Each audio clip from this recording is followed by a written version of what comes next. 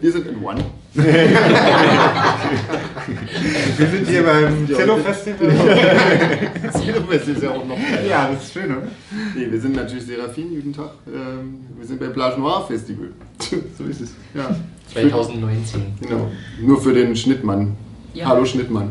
Damit du weißt, was los ist. Genau. Und jetzt geht's los. Du arme Sau.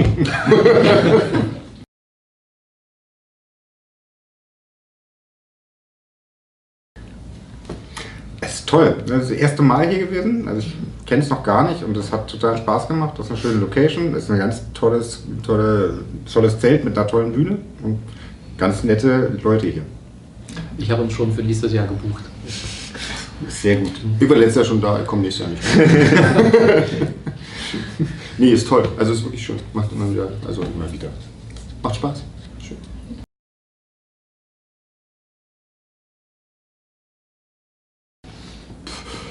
Naja, kommt auf jeden Fall noch ein Konzert dieses Jahr. Und wir arbeiten zumindest für den Fanclub an irgendwas. Ich weiß nicht, was man jetzt sagen kann schon. Das ist ja eine Überraschung. Ein musikalisches Special, ja genau. Also ist noch musikalisch ganz geheim, aber nur für Fanclub-Leute. Insofern, also nicht hier so, kann nicht jeder haben.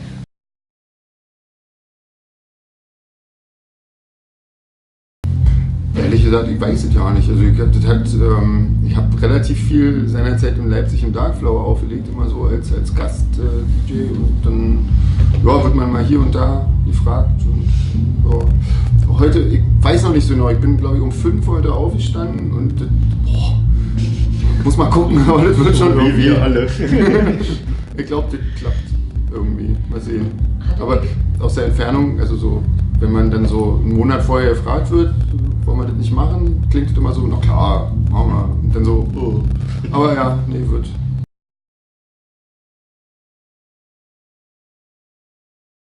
Baden, ja. Ja.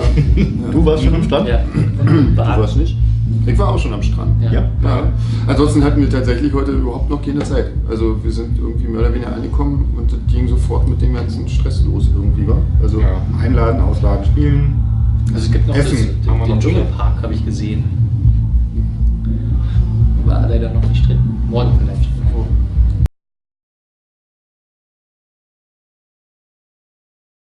Die Leute fanden, glaube ich, die Setlist ganz gut, weil es nicht so eine typische war. Genau. Und machte mal seine Frau die Setlist. Mittlerweile. Ja, genau. Das ist, ja, ist auch ganz gut irgendwie so. Also ich glaube, den Leuten hat es gut gefallen. Das ist alles Wichtigste. Also so.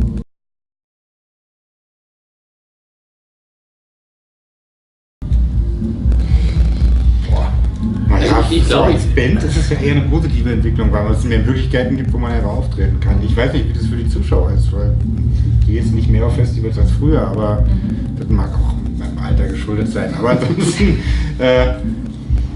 als Band ist es natürlich toll. Es gibt halt 1000 Möglichkeiten zu spielen. Aber es fallen natürlich auch immer wieder Festivals weg. Also es ist ja, gibt ja dann noch viele, die halt aufhören müssen aus den unterschiedlichsten Gründen.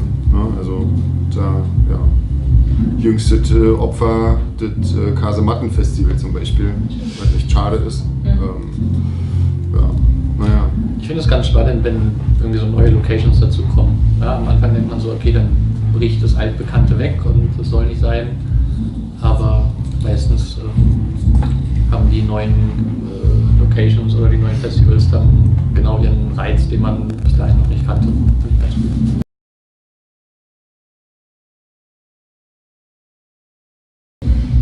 Also nicht kritisch, aber auch eigentlich geht es an mir tatsächlich vorbei. An mir geht es auch vorbei. Ja. Ich habe gehört, Lena und Lisa sind nicht mehr bei TikTok. Das hast du jetzt auswendig gelernt, oder? Ich hab ja vorhin irgendwie, ja.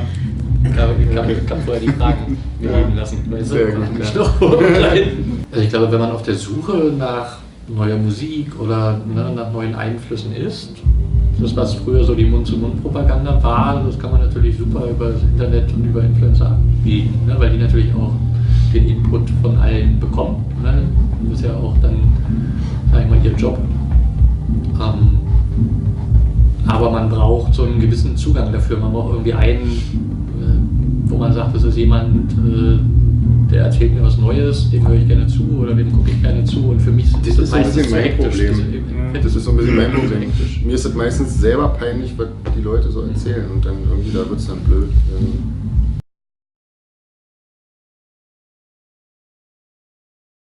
Wie du schon bemerkt hast, ist unsere Webseite nicht so aktuell gepflegt.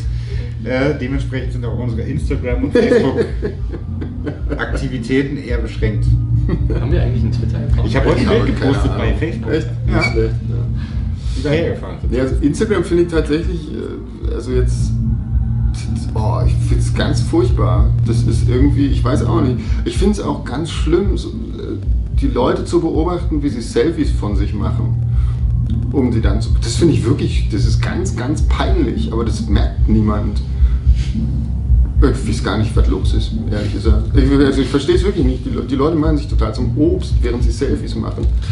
Das Schlimme ist, Aber es interessiert auch gar nicht. Also es ist gar nicht schlimm. Also irgendwie, alle finden es völlig normal. dieser Eindruck von Peinlichkeit verschiebt sich so ein bisschen in der Ja, Wahrnehmung. oder? Ja.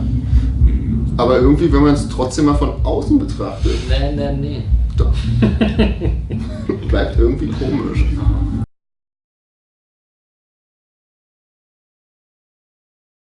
Ja, die Werte verschieben sich auf alle Fälle. Ob sie verfallen, weiß ich gar nicht, aber das verschiebt sich, sodass viele Leute vielleicht auch gar nicht mehr richtig lernen, was ein Wert für einen Wert hat.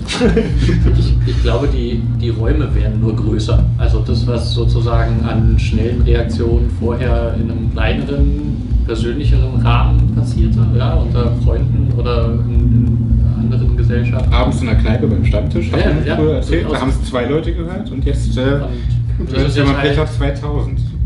und es hört aber auch nur der es hören will. Ja, das ist, glaube ich, also diese Form von Medienkompetenz, das ist halt, glaube ich, ja, irgendwie so ein Ansatz, wo man lernt, entspannt damit umzugehen und einfach darauf dann auch nicht zu reagieren. Ja, also diese Provokation muss man dann halt auch einfach mal Provokation sein lassen oder einfach nur das Internet kaputt machen.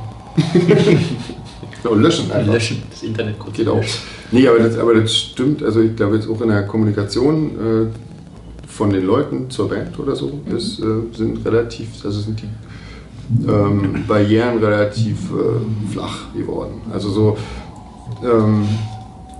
da wird halt einfach schnell irgendwas mit, also ich weiß nicht, jetzt eigentlich ist das natürlich auch ein bisschen blödsinnig, aber Früher hat man einen Brief geschrieben. ja, Ja, also stand dazu. nicht, dass es besser war, weil da hätte man ja einen Brief zurückschreiben müssen. Insofern ist natürlich, ist jetzt schon auch nicht ganz schlecht, ja, aber ist natürlich auch so, dass da teilweise Sachen bei einem ankommen und du denkst so, oh Mann, ey, liest du das auch, bevor du das abschickst, mal durch nochmal oder so? Ich verstehe ja nicht, was du von mir willst.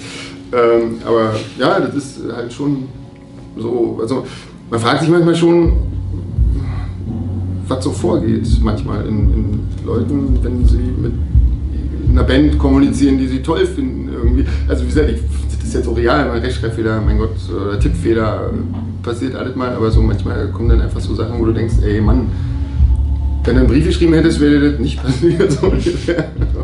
Ja, mein Gott, ist halt so. Aber natürlich, klar, für die Band ist es natürlich auch toll, weil du erreichst halt relativ schnell relativ viele Leute auf den Schlag und kannst halt auch schnell auf eine Frage antworten, kannst schnell Sachen kommunizieren, kannst schnell auf Fragen antworten, die vielleicht tatsächlich auch tagesaktuell sind, wenn sich irgendwie eine Einlasszeit verändert bei einem Konzert oder so, dann kannst du das halt schnell abschicken und die meisten Leute erfahren es auch. Und insofern ist das natürlich schon ein wahnsinnig tolles Kommunikationsmittel, was man hat, aber ich glaube auch halt so bestimmte Barrieren sind halt auch dann weg, weil du musst halt eigentlich keinen großen Kopf mehr machen, haust das halt mal raus.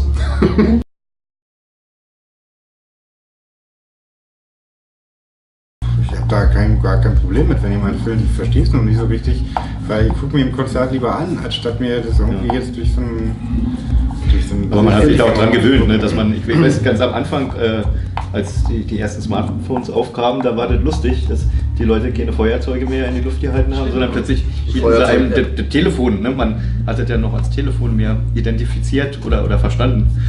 und plötzlich stehen die Leute im Publikum und halten ihr Telefon hoch. Das war erstmal eine lustige Erfahrung. So, so von der Bühne aus ist es ja nicht so wild, weil du siehst es eigentlich nicht. Also ich finde so vom Publikum aus finde ich es irgendwie anstrengend. Jetzt sind es auch weniger. Am Anfang war es auch wirklich das volle Publikum, ne? Dass jeder sein Smartphone oder damals noch Handy hochgehalten hat. Das stimmt, das ist eher nerviger, wenn man im Publikum steht. Also vom Publikum wenn aus alle so da stehen und man gar nichts mehr sieht vor lauter Smartphones, vor lauter Monitoren. Ja, aber manchmal sieht man dann wenigstens auf dem Display irgendwie, was auf der Bühne passiert, ist auch nicht schlecht. Also hat schon alles seine Vorteile auch. Danke dir.